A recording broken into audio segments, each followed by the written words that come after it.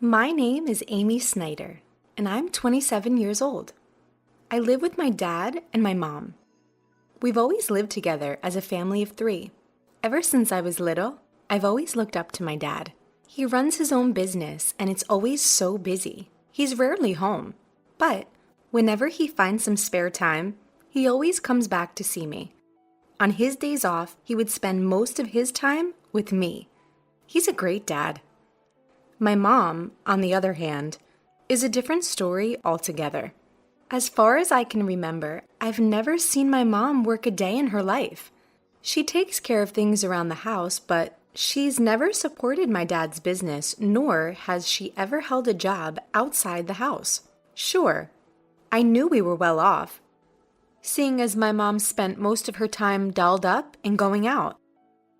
But seeing her always on the go, I knew deep down I never wanted to turn out like her. She's never been fond of kids, and she hardly ever paid me any attention. There were times when I felt terribly lonely, but my dad was always there to fill that void. I think my dad knew how indifferent my mom was towards me. He made it his mission to never let me feel left out or alone. At least, that's what I believe. I'm home, Mom! Oh, is it that late already? Mom's going out, so eat some snacks and look after the house, okay? Didn't we promise to go shopping together today and make curry? Sorry. Something came up suddenly. We'll do that next time, okay? Okay. As a child, my mother broke promises like these with ease, no matter how many times we made them. At first, such things often brought me to tears, but as a child, I had to learn not to take promises with my mother as real promises. My father, on the other hand, was someone who would never make vague promises like, maybe, if I can, or I'll see. Over time, I came to love my father, or rather, to see him as a reliable and trustworthy person.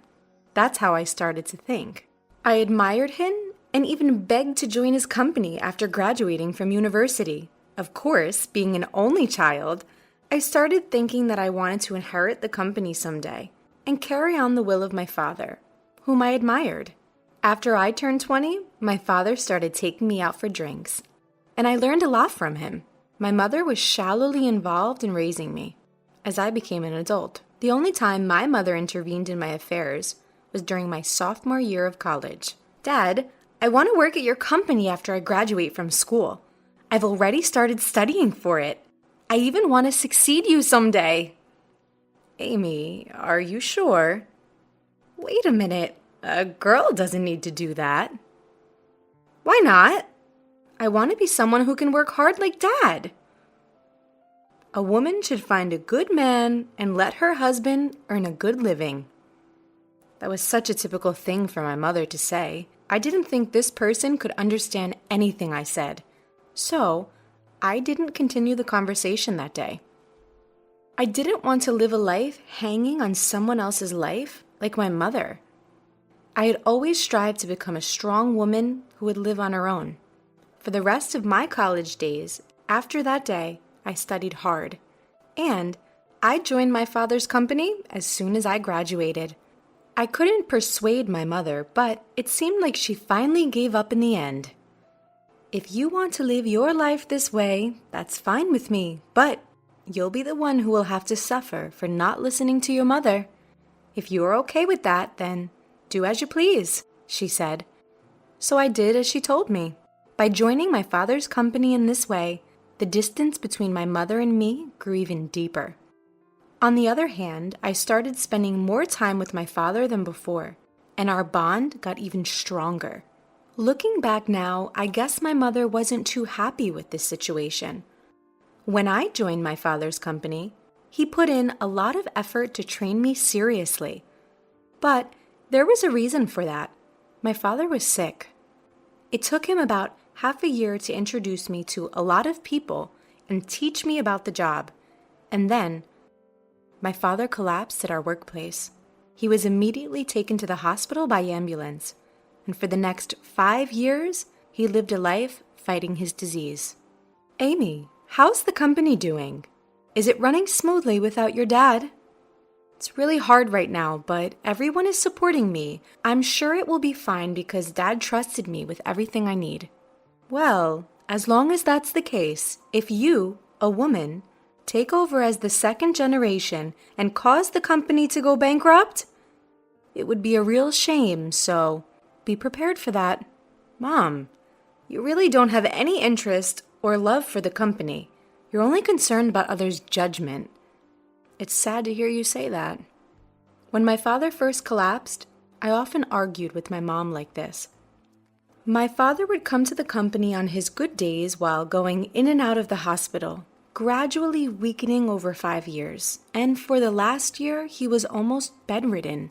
During the time when my father was still able to move, the last time he visited the company, he said this: "This company and its employees are very precious treasures to me, but I have to let go of my treasure.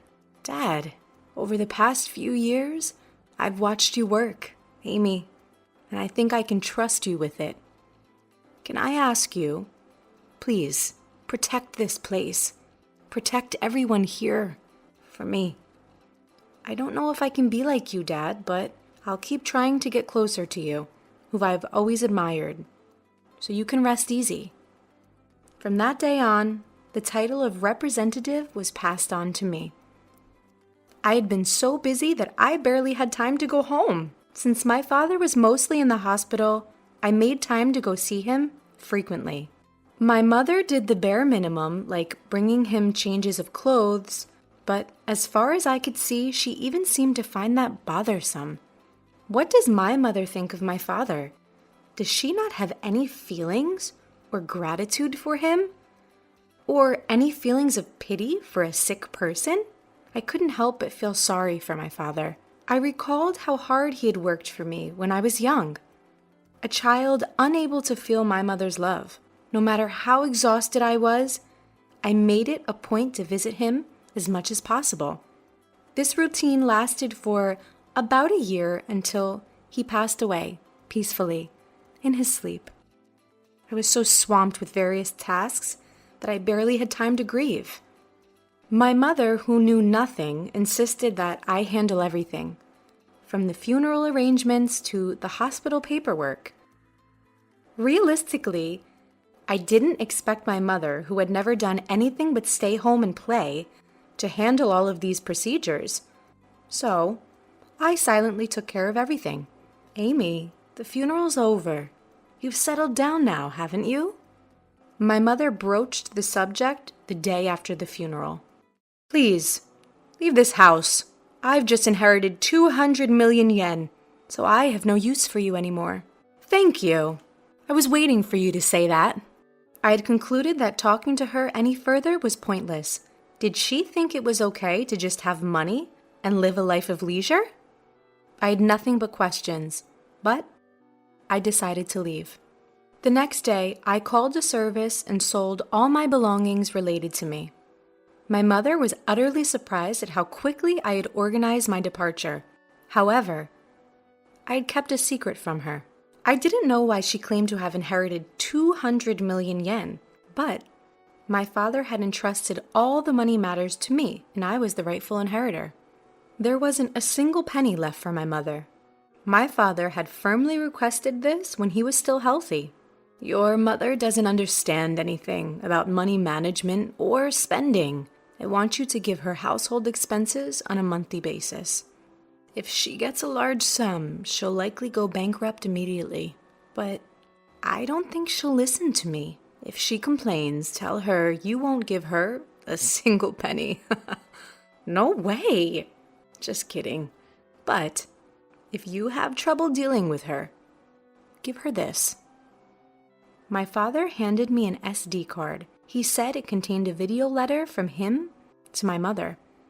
I never imagined that I would show her this, but judging from her recent attitude, I thought the day would come soon. My mother, alone in the spacious house after I left. I was expecting her to contact me soon, but she did so faster than I anticipated. "Come home, immediately." "Huh? What are you talking about? I'm working." "I just need to talk to you. Please, come quickly." She's so self-centered. With that thought, I headed to my childhood home with the SD card. As soon as my mother saw me, she started accusing me. You ran off with all of your father's inheritance, didn't you? I knew something was off since you left right away. Hand over your father's inheritance to me, now. How greedy can you be? You can't even act right as a mother. Who do you think you're talking to? I quietly handed her the SD card. What's this? Oh, I guess you don't even know how to watch this. Mocking her, I took out my laptop, inserted the SD card, and played the video. On the screen was my father, as healthy as he used to be. I wonder how my mother will react to this video letter. I left the room in silence. I had never seen my mother defy my father before. But how about now, after his death? Would my father's thoughts reach my mother?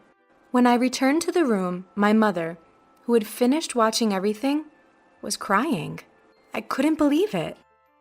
My mother was crying while watching a video of my deceased father. I was curious about the video my father left for my mother, but I didn't dare to watch it myself. So I had no idea why my mother was crying. Mom, are you okay? Yes, for now. I get it. I will follow your father's instructions and leave everything to you from now on. Please go home for today. Call me again when you've cooled down. I thought she probably didn't want me to see her in a vulnerable state, so I went home right away that day. How did my father silence my mother? I was full of questions. Almost a month went by without hearing from my mother. I started to worry and decided to visit my parents' house during my lunch break, but my mother wasn't home. That night, I went to see my mother again. The lights were on at the house, which relieved me.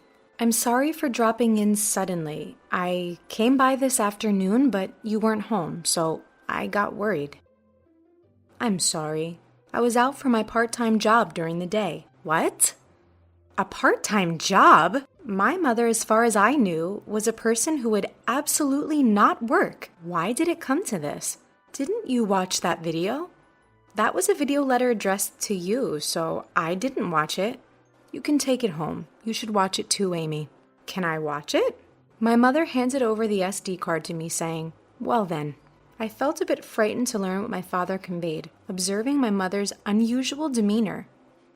I went back to the office and sat down at the desk my father used. Then, I played the video.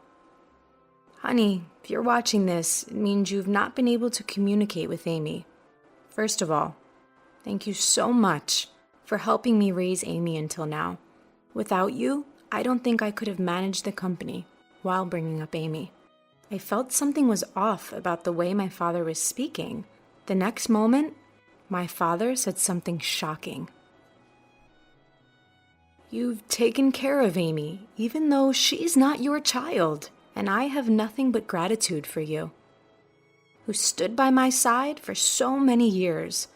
But, as a result, you've given up on your dreams and have reached your age without earning your own living, for which I take responsibility because I have allowed you to live a life of luxury. I'm sure you'll be in trouble when I'm gone. I'm not my mother's child? I was so surprised that I blurted it out. But then it made sense. Even though I didn't feel much love, she had been taking care of me by cooking for me every day and doing the bare minimum for a child who wasn't her own. Who is that person? I didn't register our marriage because you told me you felt bad for your sister, so I ended up supporting your living and didn't do anything else. I'm sorry. But once I'm gone, I worry about the rest of your life. There's no one to support you, and I've taken your life away. I couldn't believe what my father, who spoke so fluently, was saying. It was all news to me. My father kept talking about what had happened in the past and what he hopes for our future. I spent the whole night processing all this and went back to my mother the next day. Mom, I watched the video from Dad yesterday. You know it all now. I raised you because I was asked to. That's all. What happened to my biological mother? You are the child of my sister and your father. My sister died right after giving birth to you, and I told your distressed father that I would help raise Amy. I would become your mother. After hearing the story from my mother, I understood everything, even the parts I had imagined. My mother used to work in a diner, and my father used to go there to eat sometimes. My mother was lively and hardworking at that time, and her dream was to have her own diner. However, when she decided to become my mother, she gave up on that dream. After being reminded about her dream from my father, my mother decided to work for it again, and is now training as a part-timer to make that dream come true. I should have done this earlier. Working is fun and suits me. I had no idea.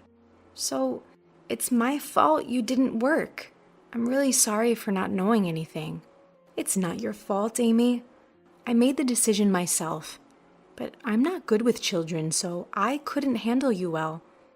And I'm the one who caused you trouble. I never thought the day would come when I could have a conversation with my mother like this. At this stage in my life, I finally feel like I've come to understand my mother a bit. We've had many conversations since then, and we decided to use the money left by my father to fund the opening of her shop. Once she started working, she became somewhat humble. She was hesitant when the topic of funds for the shop came up, which would have been unimaginable not too long ago. While maintaining my regular job, I also helped with the opening of her diner, which led to me seeing my mother frequently. I attribute this newly forged relationship to my father. Regarding living expenses, she insisted on managing with her own income, not wanting to accept help from my father's inheritance. Promise me that you'll tell me if you're struggling. After all, Dad trusted me to take care of you. I'll be fine living on my own. It doesn't cost that much, but in terms of my diner's expenses, I'll be relying on you. Of course. I'm looking forward to it too, so do your best. After many years, we finally became a real family, and now we are living harmoniously. She is not my birth mother, and it might have just been the right time for me to learn this. Your diner's finally gonna open tomorrow. Your dream is coming true. Seeing you work so hard at that company reminded me of my own dreams when I was younger. I believe that's why I've made it this far. It's all thanks to you and your father. Thank you so much. Mom, promise me to always be my mom. Amy. From now on, let's get along even better than before. After all, we only have each other. That's true. Upon my father's death, the truth was revealed. I accepted the reality and decided to live on, with just my mother and I.